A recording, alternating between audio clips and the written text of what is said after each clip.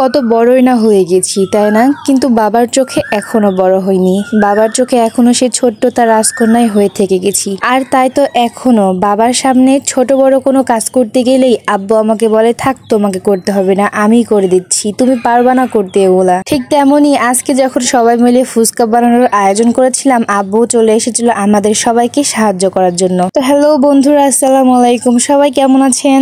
আজকে দুপুরবেলায় মেজো আপু কল দিয়ে বলে যে তার রাজশাহী কলেজে একটা ভাইবা আছে, আর ভাইবাটা শেষ করে সে আমাদের আব্বুর বাসায় আসবে। তারপরে তো এই কথাটা শুনে আমার জানটাও আর থামলো না, চলে আসলাম আমিও আমার আব্বুর বাসাতে, কারণ আমাদের ছোট্ট আরিশ বাবু আসবে আর তার সাথে দেখা না করলে হয়। তো আমিও বেলা 12টার দিকে রেডি সেডি হয়ে চলে এসেছি আমার বাবার বাড়িতে। আর তারপরে তো বাবার বাড়িতে হই হুল্লোড়ের শেষ নাই। আর আমরা 3টা বোন আর 3টা বোনের বাচ্চা কাচ্চা যখন একসাথে হই তখন আমরা খুব মজা করি আর আনন্দ করি। দুপুরের খাওয়া দাওয়া শেষে আমাদের আম্মু আমাদেরকে বলে যে কয়েকটা ফুচকা আছে ভাজ আর ভেজে আমাদের সবাইকে খাওয়া। তারপরে তো আমরা 3 বোন লেগে যাই, প্রথমে আলুর পাঁপড়গুলো ভাজি, তারপরে নিয়ে এসে আব্বুকে দিই। কি সুন্দরভাবে লবণ দিয়ে মাখিয়ে খেতে কিন্তু আলুর পাঁপড় অনেক স্বাদ লাগে, তাই না? আর আমার তো আলুর পাঁপড় খেতে অনেক টেস্টি লাগে। লাল করে ভাজো না তো পরে নরম হয়ে যাবে তোলার পর। হ্যাঁ, আমার থেকে তুমি ভালো করে ভাজতে পারো, তাই না? তো নাও তুমি ভাজো, লাও আসো দাও।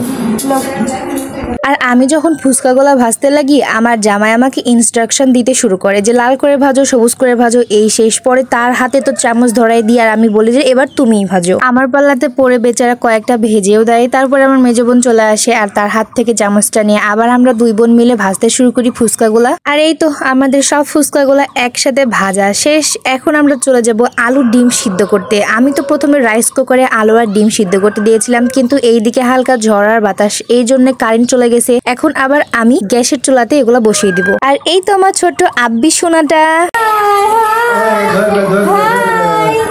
সব দিকে ক্যামেরা আর ফোন দেখে আমাদের ছোট্ট আরিশ বাবুটি সব জায়গাতে ঘুরে ঘুরে তাকাচ্ছিল। আর এই যে দেখেন আমার ছোট্ট আপু, এটা হচ্ছে আমার ছোট চাচার মেয়ে, কিভাবে দুলাভাইয়ের গায়ে এসে পড়ে গেছে। আর এইদিকে আমার আব্বু, যখনই আমি কোনো কাজ করতে যাচ্ছিলাম আমার সাথে সাথে এসে বলছিল দাও আমি করে দিই। গ্যাসের চুলায় দিয়ে দিয়েছিলাম আলু আর ডিমগুলা সিদ্ধ করতে। এইগুলা আমাদের সিদ্ধ হয়ে গেছে। এখন সুন্দর করে ডিম আর আলুগুলা আমরা ছিলে পরিষ্কার করে নিব। আর তারপরে আমি বানাবো ফুচকা সব থেকে মেন জিনিস, এটা হচ্ছে তেঁতুলের টক। মানে তেঁতুলগুলাকে আমি এখানে পানিতে ভিজা দিয়েছিলাম আর তারপরে হাত দিয়ে কচলে কচলে সুন্দর করে এইটা রস করে নিব, আর যেটা আমার অনেক ভালো লাগে। তারপরে আমরা 3 বোন একসাথে বসে প্রত্যেকটা আলুর খোসাগুলা ছাড়িয়ে নিলাম। আর তারপরে আমি আর আমার মেজো বোন নিজেদের শক্তি প্রয়োগ করা শুরু করে দিয়েছি। মানে প্রত্যেকটা আলুকে এখন আমরা শক্তি দিয়ে ঘাটিপুটি করে ফেলবো, একদম সানা করে ফেলবো। তারপরে আব্বু আবার চলে আসে গ্যাসের চুলার কাছে। এখন সে সানা করার জন্য পেঁয়াজ আর মরিচ গুলাকে সুন্দর করে তেলে ভেজে নেবে। এইদিকে আমি আব্বুকে বারবার মানা করছিলাম আপনাকে করা লাগবে না, দেন আমরা করতে পারবো। কিন্তু কে শোনে কার কথা? তিনি তো করবে, আমাকে সাহায্য তিনি করবেই, একা একা করছে এগুলা, আমাকে হাতও দিতে দিচ্ছে না। তারপরে পেঁয়াজ মরিচ লাল হয়ে গেলে সানাগুলা তুলে তুলে দিই। আর তারপরে আমাদের সানা রেডি। আর এখন আমরা সবাই মিলে একসাথে ফুচকা বানাবো আর খাবো। সব ফুচকাগুলা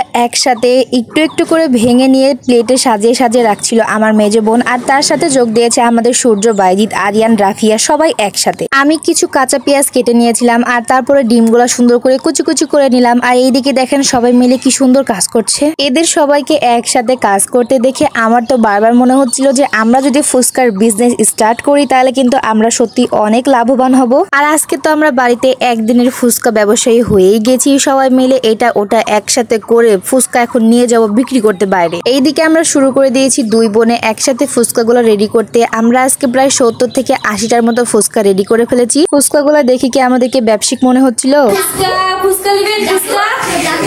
ফুচকাতে কি কি আছে? এই ফুচকাতে আলু আছে, ডিম আছে, পেঁয়াজ আছে, টক আছে।